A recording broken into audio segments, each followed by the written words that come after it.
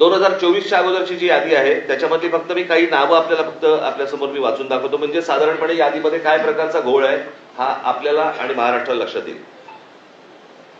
मतदारसंघ 160 कांदिवली पूर्व, नाव धनश्री कदम, वडिलांचे नाव दीपक कदम, वय वर्ष 23. आता वडिलांचे डिटेल्स.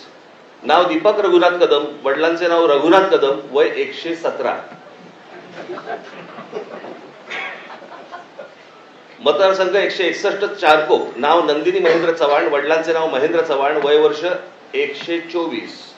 वय 124. आता वडिलांचे डिटेल्स. नाव महेंद्र कुमार श्रीनाथ चव्हाण, वडिलांचे नाव श्रीनाथ चव्हाण, वय 43. कोणी कोणाला काढले तेच कळत नाही.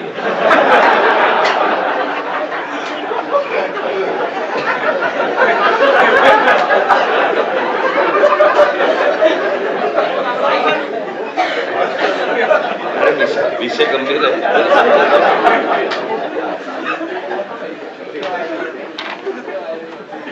हा 2024च्या निवडणुकीच्या अगोदरचा घोळ. 2024 नंतर त्यांनी त्यांच्या वेबसाईटवरती यादी जाहीर केली ज्याच्यामध्ये फक्त नावं आहेत, फोटो नाही, पत्ता नाही, काही नाही.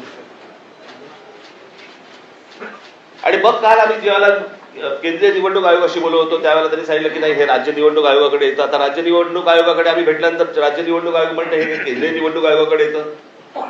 दोघेही प्रतिनिधी हे केंद्रीय निवडणूक आयोगाचेच प्रतिनिधी आहेत. आणि म्हणजे महाराष्ट्रातल्या राजकीय पक्षांना या संपूर्ण मतदार याद्या न दाखवण्याचं याच्यात काय मिळणार तुम्हाला? यात फक्त घोळ होणार आहेत. आणि आता आम्ही फक्त त्यांच्यासमोर एवढंच सांगितलं की या मतदार याद्या जोपर्यंत सुधारणा होत नाही, तुमची सुधारणा होत नाही, तोपर्यंत निवडणुका तुम्ही घेऊ नका.